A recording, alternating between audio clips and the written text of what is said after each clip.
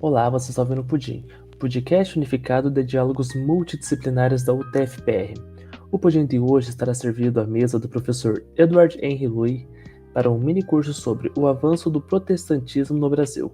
O minicurso faz parte do terceiro Diálogos de História, ciclos de minicurso online promovidos pela UFPR.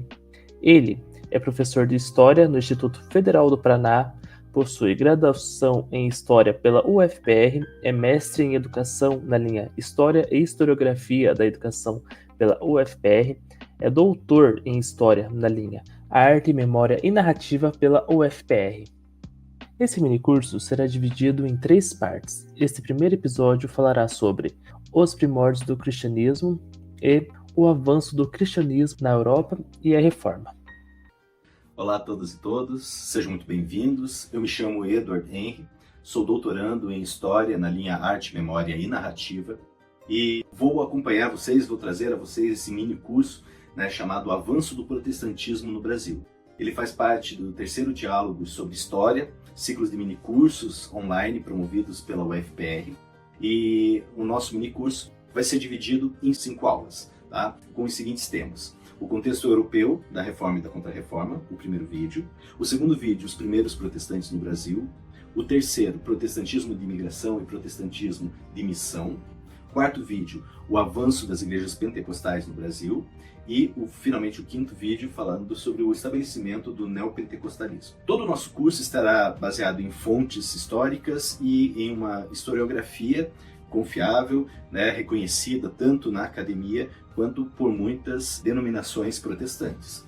Lembrando que o nosso propósito não é fazer nenhum tipo de proselitismo religioso, nem tampouco fazer trazer algum juízo de valor dessa ou daquela denominação. O objetivo nosso é trazer uma abordagem bastante ampla a respeito da presença dos protestantes aqui no Brasil, a fim de que a gente possa compartilhar um pouco dessa trajetória de um grupo tão significativo hoje em nossa sociedade. E esse resgate histórico se faz necessário porque muitas vezes, muitas pessoas mesmo dentro das próprias denominações protestantes desconhecem a origem do protestantismo de uma forma mais ampla, pensando assim no contexto ocidental, cristão ocidental, quanto mesmo no contexto brasileiro, até no contexto mais amplo, até mais fácil, obrigatoriamente se estuda isso na escola, é conteúdo lá do ensino fundamental, do ensino médio,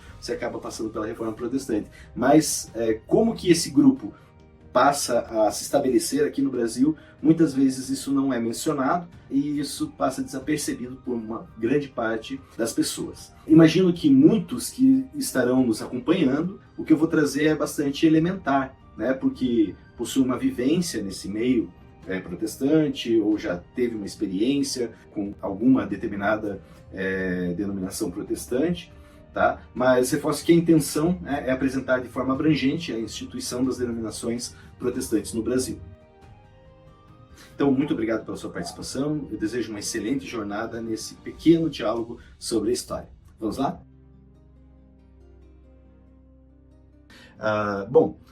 Vamos falar aí sobre o nosso curso, vamos falar sobre o protestantismo no Brasil. Uma temática muito interessante, eu diria muito importante para entendermos aí esse fenômeno do aumento do número de fiéis das denominações protestantes. Muito provavelmente muitos de vocês que estão nos acompanhando têm alguma relação direta ou indireta com o protestantismo. Se não faz parte ou já fez parte de alguma denominação protestante, certamente conhece pessoas, vive com pessoas que seguem as doutrinas protestantes. Então, só isso já nos causa a necessidade de entendermos essas denominações, suas origens e como que elas se estabeleceram aqui no Brasil. Mais uma vez eu reforço, o objetivo aqui não é fazer nenhum juízo de valor, considerar o certo ou errado, mas tentar entender essa trajetória das denominações protestantes no Brasil. Nós vamos fazer isso através de um olhar histórico, e quando a gente fala de história, nós estamos falando de uma área de conhecimento né, que leva em consideração 3 pontos muito importantes, eu diria basilares, né, para a história, para toda e qualquer narrativa histórica. O primeiro deles eu diria a utilização de fontes, a utilização de documentos, né? Então o historiador, ele trabalha a sua principal ferramenta de trabalho é o documento, né? A partir de uma crítica a esse documento, né, nós estabelecemos algumas considerações, né, e tentamos compreender, né, aquilo que se passa sobre um determinado tema. Outro ponto importante é esse documento, muitas vezes, ele é observado a partir daquilo que também outros historiadores já pensaram, já refletiram sobre o tema, né? Esse tema relacionado à religião, religiosidade, é um tema muito amplo, muito vasto.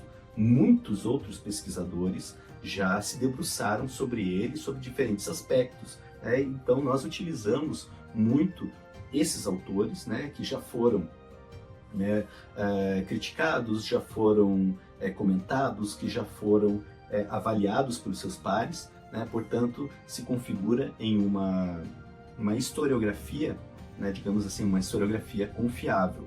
São pesquisadores e intelectuais que já passaram pelo crivo, né, de várias críticas e que hoje, né, nós podemos utilizar com uma certa tranquilidade, pois sabemos que é uma perspectiva muito bem avaliada. Tá? Então, a historiografia, né, falamos a partir de uma historiografia confiável, isso é muito importante. E o terceiro pilar que eu colocaria é todo e qualquer tema que a gente trabalha na história, ele precisa estar muito bem contextualizado, né? Nós precisamos entender o contexto no qual se insere aquele tema para que possamos traçar considerações coerentes, né? Considerações válidas, né? Para entender aquele fenômeno. Tá? Portanto, a partir desses 3 pilares é que vou ministrar esse curso sobre o avanço do protestantismo. Quero compartilhar com vocês aqui uma linha do tempo, né, que eu fiz, né? Ela não tem a pretensão, né, de dar conta de todos os pontos, mas eu selecionei alguns aqui que eu considero importantes para a gente começar a falar sobre o protestantismo. Quando nós começamos a falar sobre o protestantismo, o primeiro ponto que é importante a gente destacar é que o protestantismo é uma vertente do cristianismo. Todas as igrejas protestantes são igrejas cristãs, certo? E as origens desse cristianismo, obviamente, estão ali nos ensinamentos de Jesus Cristo, que pregou entre o ano 27 a 33, que iniciou sua pregação sistemática, digamos assim, chamando discípulos e fazendo ali as suas pregações e estabelecendo os princípios dessa nova religião. Jesus Cristo vivia na Judéia, uma região que na época, no século I, né, era pertencente, era dominada pelo Império Romano. Tá? Isso é muito importante destacar, né, que Jesus Cristo, por religião, ele era judeu.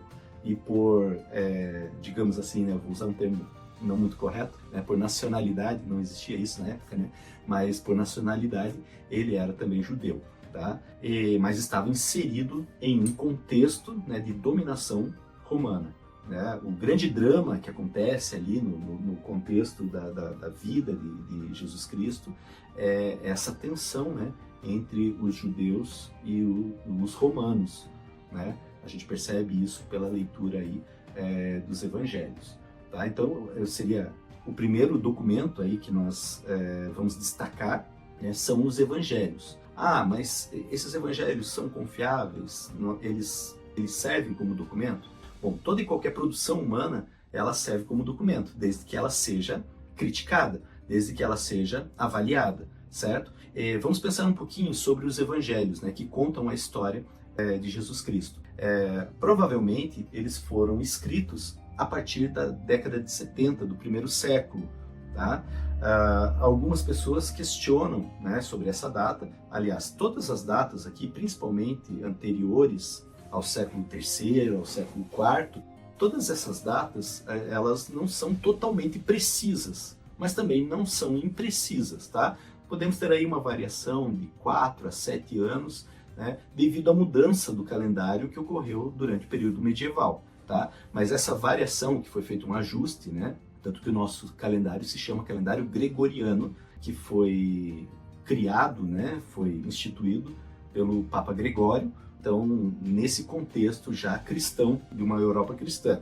É importante destacar, né, que o nosso calendário, todo e qualquer calendário, é uma escolha, né, é uma escolha e um estabelecimento de cada cultura. Não significa que hoje no mundo todas as pessoas estejam no ano 2023, por exemplo. Nós temos culturas diferentes que seguem calendários diferentes. Os judeus têm um outro calendário, os árabes têm outro calendário, os chineses têm outro calendário, tá? E assim por diante. Né? Nós estamos tomando como referência esse calendário que nós seguimos, né? O calendário gregoriano, que estabelece o ano 1 como o nascimento de Cristo, e a partir desse calendário aí nós temos a sequência, tanto que a nossa divisão principal, né, ela está estabelecida entre antes de Cristo e depois de Cristo. Ou seja, é um calendário que atende aos cristãos, né, aos povos que adotaram o cristianismo. Bom, voltando aqui falando dos evangelhos, né, uma outra crítica que é feita é que, por exemplo, esses evangelhos eles foram escritos, provavelmente o livro de Marcos foi o primeiro evangelho a ser escrito, tá? Não está na mesma sequência cronológica que aparece na Bíblia, né? Na Bíblia aparece Mateus, Marcos, Lucas e João. Provavelmente a sequência cronológica foi Marcos, Lucas, Mateus e João, tá? É o que os estudiosos, né, a respeito das escrituras têm feito pesquisas e chegado mais ou menos a essa conclusão. Então, alguma das críticas, por exemplo, é que como que a gente pode confiar de que o que está relatado nos evangelhos é de fato verdade, sendo que é um distanciamento aí de mais ou menos 40 anos da morte de Cristo à sua primeira biografia, né, que seria o Evangelho de Marcos. Tá? De fato, é um intervalo, principalmente pensando, né, na nossa lógica de hoje, né, do imediatismo. Qualquer coisa que aconteça em qualquer parte do mundo, a gente fica sabendo imediatamente pelas redes sociais, né, através das diferentes mídias, né, que nós temos hoje, uma velocidade de comunicação muito grande. Né, mas a gente pode considerar os 40 anos ali, né, pensando numa realidade do século I, como um período viável, né, para se compreender e para se relatar a história de uma pessoa, né? Lembrando que essa tradição ela foi passada oralmente, né? Muito provavelmente, talvez com exceção de João, né? Quem escreveu os evangelhos, os 3 primeiros, né? Mateus, Marcos e Lucas, não conviveram diretamente com Cristo. Eles eram discípulos de discípulos, ou seja, eles escreveram sobre aquilo que eles ouviram falar do que aconteceu. Mas uma pesquisa bastante séria. Aí não necessariamente daí você pode questionar, por exemplo, mas e Mateus? Mateus era discípulo. É que acontece que muitos livros da Bíblia, eles levavam como título um nome de autoridade, um nome de uma pessoa confiável, digamos assim, uma pessoa que tinha uma certa autoridade naquela, mas não necessariamente aquela pessoa que escreveu. Então acontece isso, ok? O que não descredibiliza em nada aquelas inscrições, desde que a gente possa pensar, né, nessas variáveis. Um teólogo, eu estava lendo até essa semana, um teólogo questionando essa questão aí da biografia de Jesus, né, pelos evangelhos, né, e esse distanciamento histórico de aproximadamente uns 40 anos. Existem estudiosos que afirmam que esses livros foram escritos antes, tá, do que esse período. Essa periodização que eu coloquei aqui na linha do tempo é uma das mais aceitas, tá? Até mesmo entre teólogos, confessionais, enfim, tá? Mas existe questionamento sobre ela, tá? Não é um ponto pacífico, não é uma verdade absoluta, tá bom? Esse teólogo, um teólogo inglês, não vou lembrar o nome dele agora, mas ele levantou a seguinte situação. Ele falou assim: questionam muito sobre esses 40 anos da escrita da biografia de Jesus Cristo. No entanto, uma biografia que não é questionada, né, que é a biografia de Alexandre da Macedônia, né, ela tem um intervalo da morte dele até a escrita da biografia, da sua primeira biografia, um intervalo de 400 anos.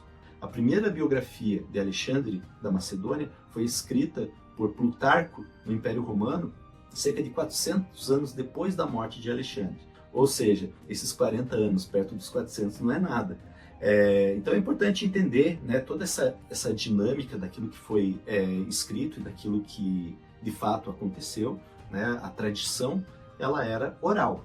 A partir de um determinado momento é que passou a ser escrita, tá? E essa escrita, a escritura, ela vai ter um papel fundamental aí para nós entendermos o cristianismo. Mas enfim, voltando aqui para a nossa linha do tempo, nós vemos ali entre o ano 45 ao ano 50 é o período da pregação do cristianismo pelo apóstolo Paulo. O apóstolo Paulo também, né, um seguidor de Cristo, que se converteu ao cristianismo, não era cristão, era judeu, né, por religião, se converteu e passa a exercer uma liderança entre os seguidores de Jesus, tá certo? Então nós temos ali, evidenciado pelos evangelhos e pelas primeiras cartas ali presentes no Novo Testamento, nós temos 3 lideranças, né, entre esses discípulos, né, após a morte de Cristo. Pedro, né, tradicionalmente apontado pela Igreja Católica como o primeiro Papa, né, isso é uma questão de tradição, tá? Ele nunca utilizou esse termo, né, nunca foi utilizado diretamente por ele ou pelos seguidores ali,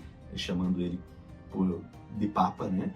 Mas a tradição católica atribui ele como se fosse o primeiro grande líder da Igreja. Pedro, Tiago, também seguidor de Jesus, discípulo de Jesus, também foi uma liderança importante ali junto com Pedro, e o terceiro, o apóstolo Paulo.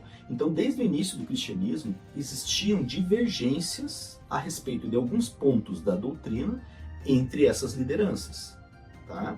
Tiago, Pedro e Paulo, eles divergiam em alguns pontos, e isso fica evidenciado no próprio Novo Testamento, né? Quer seja lá no livro de Atos, né, escrito por Lucas, quer seja nas próprias cartas, né, que eles escreveram, né?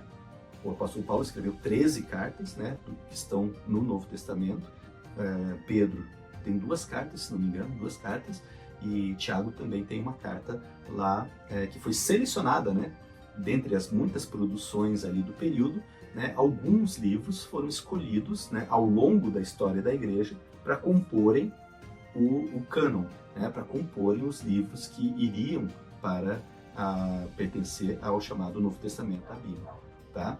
Quando nós observamos isso, nós podemos concluir que dessas divergências entre Pedro, Tiago e Paulo, prevaleceu a visão de Paulo sobre determinados aspectos. E tem um ponto que é bem evidente, que é bem tranquilo, bem pacífico, né, da gente observar, que o apóstolo Pedro e Tiago, eles tinham uma visão a respeito da expansão dos ensinamentos de Cristo, né, que aquilo deveria ser apenas feito aos judeus, né, aos judeus e seus descendentes. O apóstolo Paulo é que traz, né, a ideia de que a mensagem do evangelho deveria ser para todos, né, tanto para o judeu quanto para o gentil, que era a maneira com a qual eles chamavam aqueles que não eram judeus, né? Então esse é um aspecto que a gente percebe que prevaleceu a visão do apóstolo Paulo. E tem vários outros na doutrina cristã que nós vamos observar que vai prevalecer a visão paulina, né, de cristianismo, diferente da visão de Tiago, né, que tinha algumas ideias específicas, diferentes das de Pedro, e eles, naquela época, naquele contexto, eles divergiam.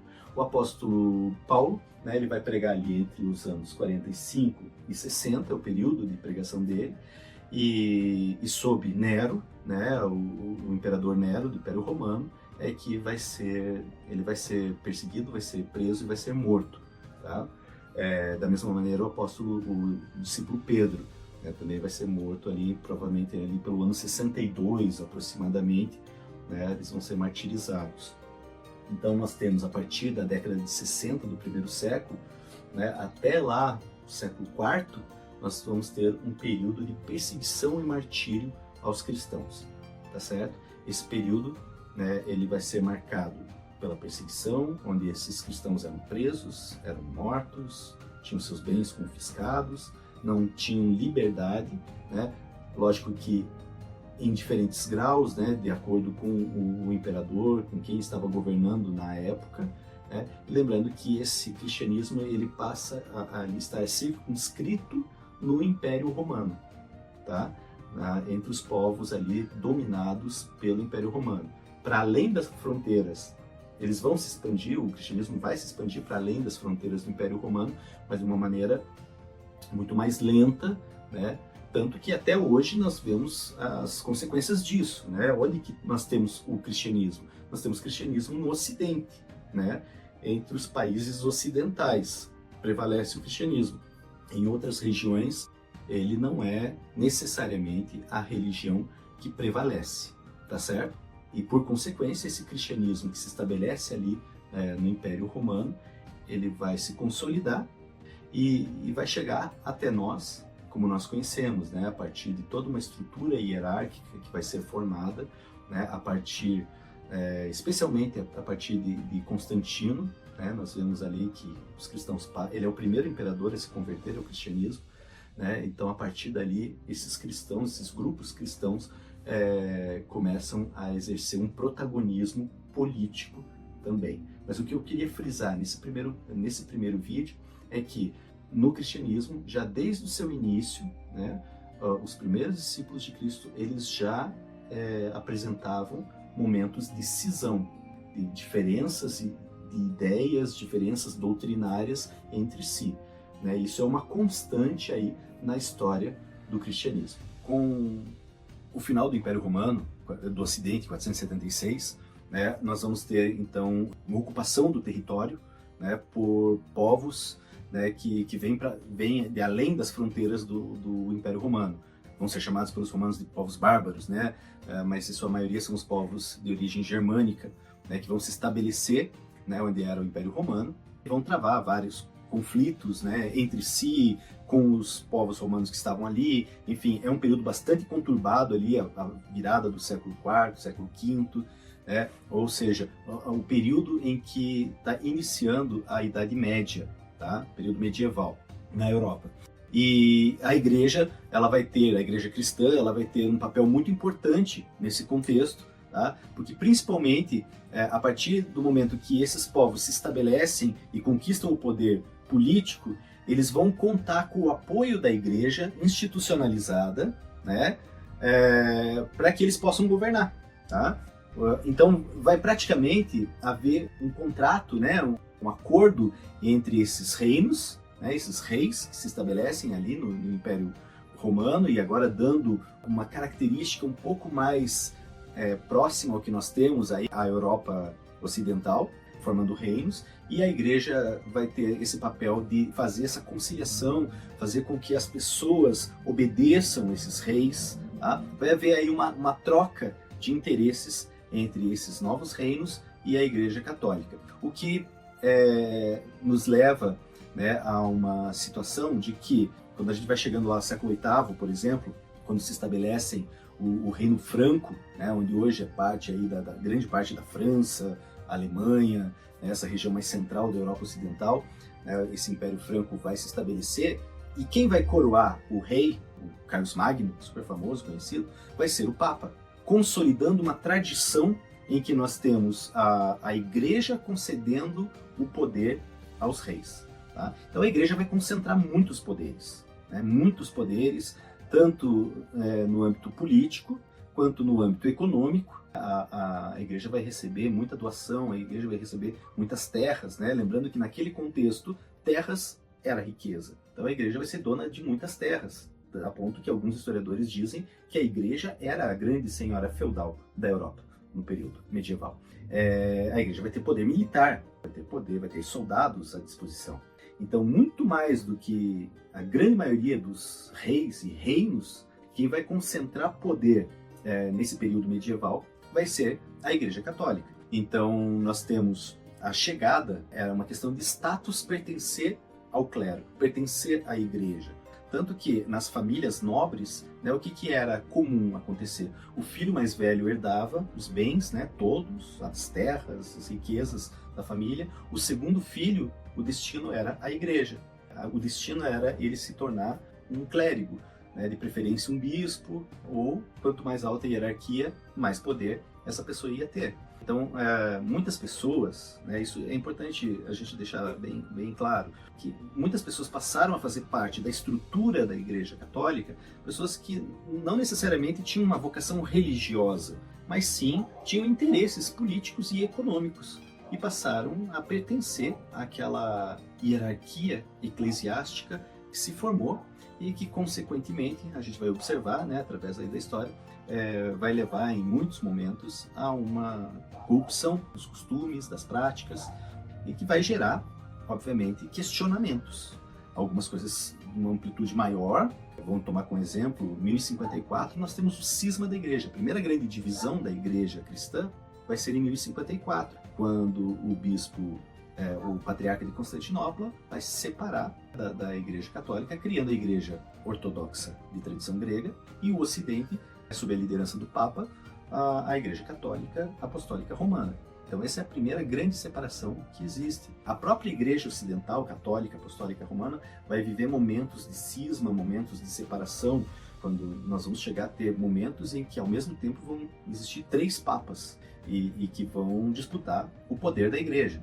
A Igreja no período medieval, como é sabido da maior parte de todos nós sabemos, a igreja vai deter o controle sobre as mentes e sobre os corpos das pessoas. O temor do inferno, do mal, dos demônios, né? A igreja vai se colocar como uma grande protetora da humanidade. Então, existe um misto de respeito, existe um misto de temor, existe um misto de medo, existe um misto de subjugação dessa população, né, ocidental, europeia ocidental, a essa religião, a essa religiosidade, que vai se tornando cada vez mais impositiva, a ponto de que não se podia discordar do que a igreja, os padres, os papas, ao longo do tempo, determinavam. E isso não significa que não haviam vozes divergentes. Martinho Lutero não foi o primeiro homem, né, a se posicionar questionando a igreja. Nós temos aí, ao longo da história da igreja, desde Constantino até o Lutero, nós temos vários e vários questionadores da igreja. Questionadores da doutrina, questionadores dos comportamentos, dos hábitos. Nós temos movimentos reformistas. Já mesmo Agostinho, lá no século V, no iniciozinho da história do cristianismo, da igreja cristã, já questionava algumas práticas, já questionava algumas doutrinas da igreja cristã. E a gente vai ver aí, ao longo da Idade Média, muitos outros vão se levantar. Alguns de uma forma um pouco mais comportamental, digamos assim. A gente pode pegar ali no século XII, São Francisco de Assis, por exemplo, que assume uma postura de humildade, trazendo uma característica diferenciada, do que aquela igreja estava apresentando, porque a igreja oficial era uma igreja da riqueza, da ostentação, das grandes catedrais, do luxo que o alto clero vivia. E aí você tem uma quebra já aí, é um exemplo, São Francisco de Assis. Nós vamos ter outras pessoas questionando a igreja. Agora, um marco fundamental é a virada para o século XV, quando as ideias humanistas começam a fervilhar na Europa. Valores clássicos, Grécia e Roma retomam, tanto que esse período é chamado período renascentista, onde várias áreas do conhecimento começam a despontar e a trazer pensamentos diferenciados a respeito da vida, a respeito das relações humanas, a respeito da arte, a respeito da política, a respeito da economia e a respeito da religião também. Quando pensadores como Erasmo, por exemplo, começa a questionar a igreja, começa a produzir textos satirizando situações, nós vemos aí que a igreja também começa a perder um pouquinho desse seu poder quando os monarcas começam a assumir a frente do poder nos seus estados. Até então a Europa ela não tinha uma centralização política dividida em estados nacionais. A gente fala hoje de uma França, de uma Inglaterra, de um Portugal, uma Espanha, Alemanha, Itália posteriormente, mas esses estados nacionais eles começam a ser criados nesse período. Então nem todo mundo que morava na França se sentia francês. A relação que as pessoas tinham eram muito mais com a cidade onde nascia, tanto que as pessoas levavam o nome da cidade para se identificar, Leonardo da Vinci, Leonardo da cidade de Vinci, e assim quantos outros se posicionavam dessa forma. A partir daí que nós temos aí o estabelecimento desses estados nacionais. Esses estados nacionais, apesar de manterem uma religião, a princípio, em sua maioria, o catolicismo, desponta a liderança desses estados nacionais, para além da igreja, o príncipe, o rei. Né? Não é à toa que Maquiavel traz para o plano humano, digamos assim, as relações de poder, que antes era atribuída à divindade. Por que o rei é rei? O rei é rei porque Deus quis, né? Porque a igreja coroou ele como rei. A partir do século XV isso começa a ser questionado. É um princípio, mas vai mudando, vai moldando as mentalidades, abrindo caminho para raciocínios diferenciados em relação ao poder da igreja, a influência da igreja, a interferência da igreja em assuntos que vão para além mesmo da própria religião. Até que nós vamos chegar ali no século XVI, onde nós vamos ter os movimentos reformadores que vão questionar pontos de doutrina. Mas é importante destacar que o movimento das reformas ocorridos a partir do século XVI, eles têm um caráter doutrinário, mas eles têm um forte caráter político. Acima de tudo, eu diria, é um caráter político, porque a reforma, né, a separação, o surgimento das denominações protestantes, eles acontecem nesse contexto de que havia uma possibilidade da existência de outras religiões. Fora desse contexto, era impensável, porque essas vozes dissonantes, elas eram apagadas. É o caso, né, no século XIV, o precursor de Lutero, o John Wycliffe, na Inglaterra, que começa a questionar a igreja, fala a respeito de a Igreja Católica, ela mantinha o monopólio do ritual religioso, tanto que as missas elas eram rezadas em latim, apenas o padre fazia a leitura, a interpretação da Bíblia, ela vinha do clero, vinha do Papa. Era o Papa, através dos concílios, através dos documentos oficiais, que se pronunciava o que era certo e o que era errado, o que podia e o que não podia. E aí começam a surgir pessoas questionando a autoridade do Papa, questionando algumas práticas. Quando nós chegamos no século XVI, ali próximo, um pouquinho antes do Lutero, no século XV ainda vai ter outro movimento liderado pelo Jan Hus, na região da Boêmia, que também vai questionar. A Jan Hus, inclusive, vai parar na fogueira. Então vejam, no século XIV, John Wycliffe vai ser perseguido, vai ser morto, Jan Hus também. Então esses movimentos precursores, né, que vieram antes do Lutero, eles foram abafados por conta do contexto. O poder da igreja ainda era muito grande, muito inquestionável. É no século XVI que começam a surgir possibilidades políticas desse questionamento se tornar em algo mais concreto. Agora, vale a pena também ressaltar que Martinho Lutero ele foi resistente à criação de uma nova igreja, de uma nova religião. A intenção do Lutero era reformar, tanto que o movimento da reforma era reformar a Igreja Católica. Ele não tinha como pretensão, vou criar uma outra igreja. Isso foi uma consequência dos atritos, né, das ideias dele com a Igreja Católica, e a Igreja Católica se manteve firme, não aceitando as propostas e as teses do Lutero, a ponto que não havia outra solução. Tinha que ser criada uma outra igreja. E essa igreja só foi possível porque contou com o apoio político desses príncipes alemães que resolveram bater de frente com o poder do Papa e dos seus seguidores. Isso não foi pacífico. Nós vamos ter aí guerras que vão ocorrer por conta da reforma, por conta dessa intransigência, dessa intolerância com o surgimento de religiões que destoam do catolicismo. Então, Martinho Lutero, lá em 31 de outubro de 1517, segundo a tradição, colocou na porta da igreja. Por que na porta da igreja? Alguns historiadores até questionam isso. Falam que não, ele só mandou um documento, só que caiu na tradição em que ele pregou na porta da igreja. Mas faz sentido também pregar, porque naquela época as publicações oficiais, as pessoas iam até a porta da igreja para ver o que tinha sido proclamado, né? Quais eram os informes. E sempre teria alguém ali para ler, porque a grande maioria da população era analfabeta. Então não adiantava chegar alguma coisa, um documento escrito em algum lugar, porque não era qualquer um que lia também. Mas a grande vantagem, digamos assim, do Lutero nesse contexto é que outro motivo, né, que ele nasceu também logo após a criação da imprensa.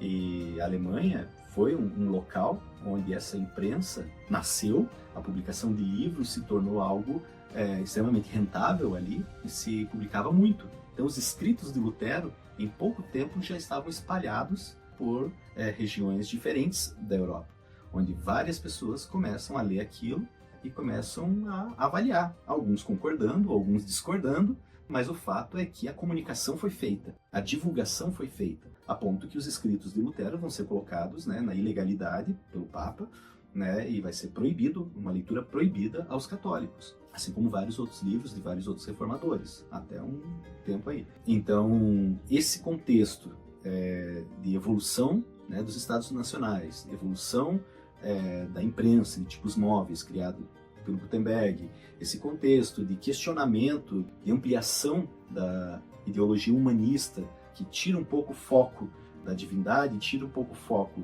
da igreja e começa a colocar o foco na interpretação humana, no homem. Esse contexto todo contribuiu para que fosse possível a reforma protestante. Obviamente, outras pessoas receberam essas informações, essas ideias e começaram a elaborar ideias que também destoavam. Talvez o mais proeminente aí desse período foi por um tempo contemporâneo a Lutero, mas veio um pouquinho depois, é o João Calvino, também um teólogo que absorve muito das ideias do Lutero, mas vai trazer aí algumas ideias próprias, que até certo ponto divergem do Lutero. Um ponto muito importante para a gente seguir e falar, né, a respeito do protestantismo, até mesmo no Brasil, é entender o que esse protestantismo ele difere do catolicismo. Qual é o ponto em que nós temos uma igreja protestante e uma igreja católica? Então eu diria, como síntese, existem características dessas religiões que são diferentes, o cerne delas, né, a crença em Jesus Cristo como Salvador da humanidade, esse é o mesmo. Porém, elas divergem na forma de compreender a salvação. Então veja só, Lutero tinha críticas à igreja, mas ele não dizia que a igreja está errada doutrinariamente, apenas por alguns pontos que precisavam ser ajustados. Por exemplo, o culto às imagens, aos santos, à Virgem Maria. Ele entendia que isso não cabia à igreja. Isso não deveria ser mantido. O celibato clerical, né, o fato dos padres não poderem casar, ele discordava. Mas isso não é a essência doutrinária que divergem esses grupos. Podemos dizer que, como essência, está na concepção da salvação. A Igreja Católica vai manter a concepção, a ideia de que a salvação ela está à disposição da humanidade. Todos os homens são pecadores e precisam ser salvos. Mas para isso, na visão católica, é preciso que esses homens cumpram algumas coisas, algumas ações, tomem algumas atitudes para serem dignos dessa salvação.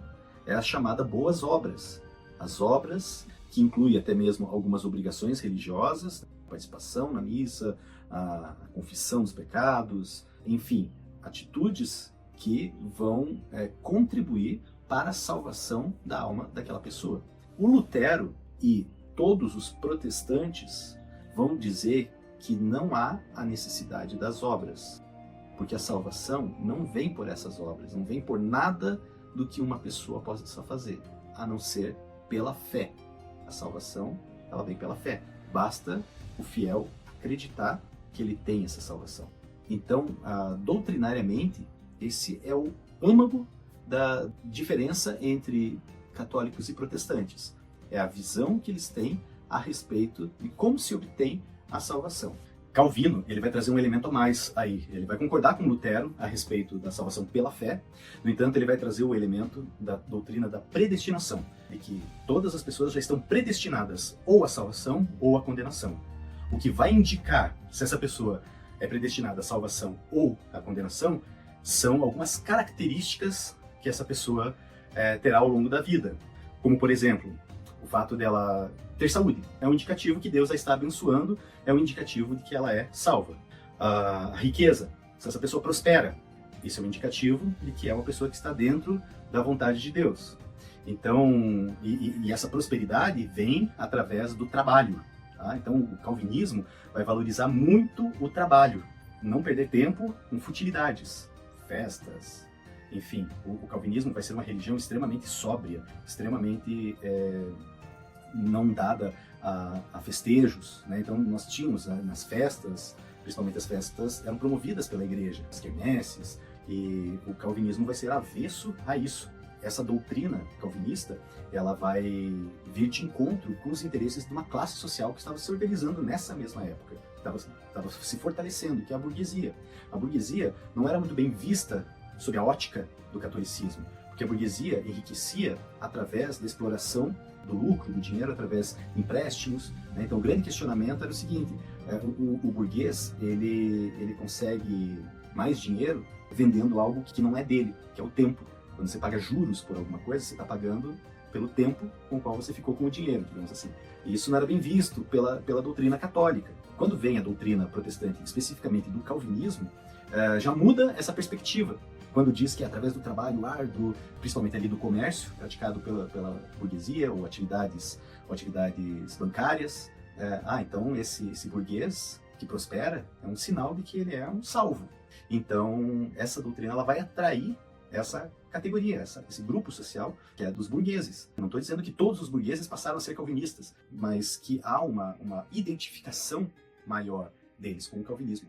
Não à toa, né, são grupos protestantes calvinistas que vão fundar um novo país, né, digamos assim, uma nação cristã na América, trazendo esses valores do trabalho, da poupança, da economia, que são os puritanos que vêm da Inglaterra e fundam as 13 colônias que futuramente serão os Estados Unidos.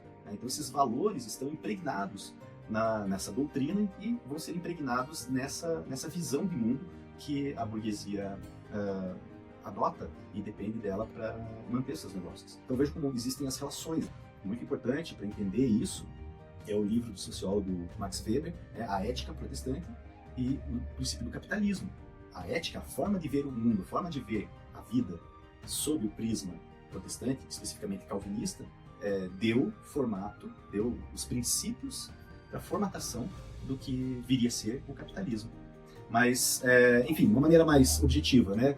Como eu falei, a maior parte das motivações eram políticas, né? Por mais que nós tenhamos ali divergências doutrinárias, nós temos os interesses políticos. Isso fica muito evidente na Inglaterra, onde a reforma acontece a partir do descontentamento do rei, Henrique VIII, com a igreja, né? Então já havia essa rivalidade do rei com o clero católico. A própria nobreza inglesa tinha interesses nas terras da igreja, que a igreja tinha muitas terras ali, e faltava uma boa justificativa para essa ruptura.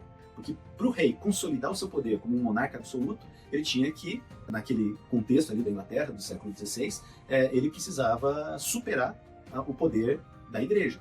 E isso aconteceu a partir da justificativa do divórcio, né? Henrique VIII era casado com Catarina de Aragão, né? Uma princesa católica, espanhola, e eles tinham uma filha. Mas, para uma questão sucessória, Henrique VIII queria um filho homem.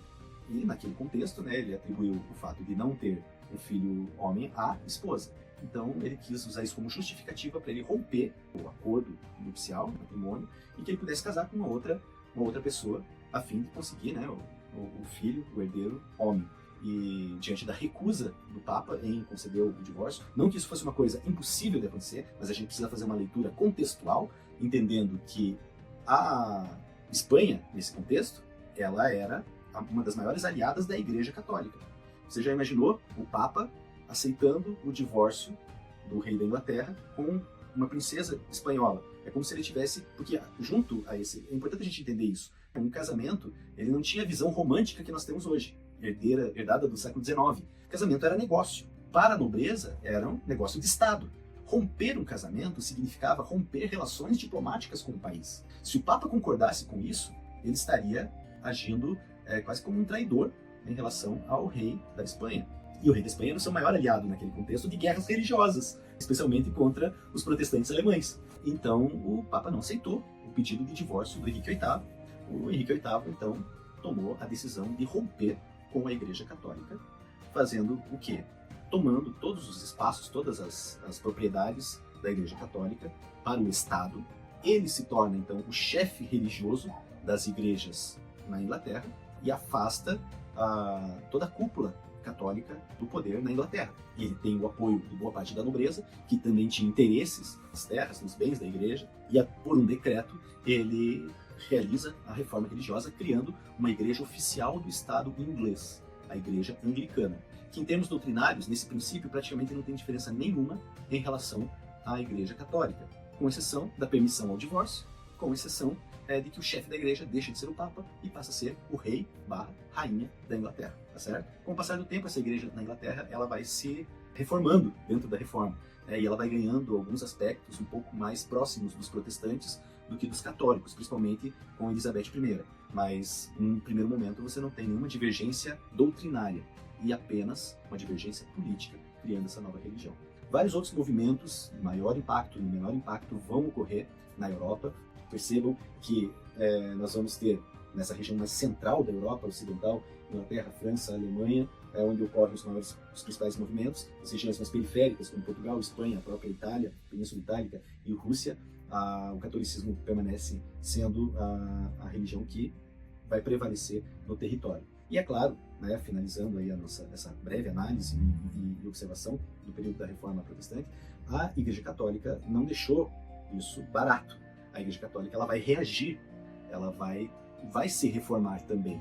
Um movimento que entrou para a história conhecido como Contra-Reforma, ou o termo mais utilizado, a Reforma Católica, em que algumas práticas e doutrinas do catolicismo vão ser confirmados, outras vão ser revistas, mas a igreja vai passar por uma revisão geral das suas estruturas, principalmente no sentido de manter os territórios que eram católicos, que eles não fossem perdidos para os protestantes, ampliar a sua ação religiosa, e isso vai culminar no século XVI com os descobrimentos na América, mas vai ser ampliado não só para a América, quanto para a África, quanto para a Ásia. Então, nesse contexto vai ser essencial o surgimento de uma ordem religiosa missionária, que é a ordem dos jesuítas, que tem essa característica de catequização. Vocês devem lembrar, na história do Brasil, os jesuítas foram os primeiros padres que vieram com as frotas portuguesas a partir do descobrimento. Isso se aplica a todas as frotas de países espanhóis e portugueses. Então nós vamos ter a presença de ordens religiosas, especialmente jesuítas,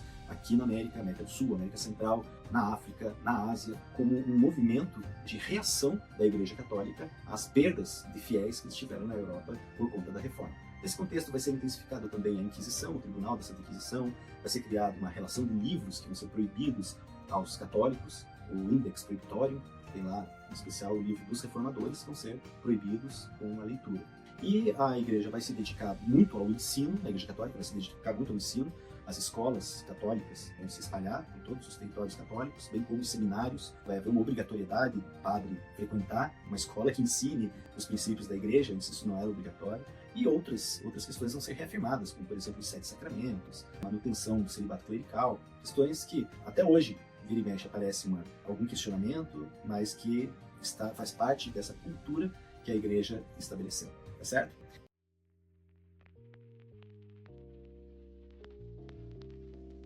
Esse foi o episódio do Pudim, o podcast unificado de diálogos multidisciplinares, um projeto de extensão da UTFPR, editado por Lucas Nogueira Jorge.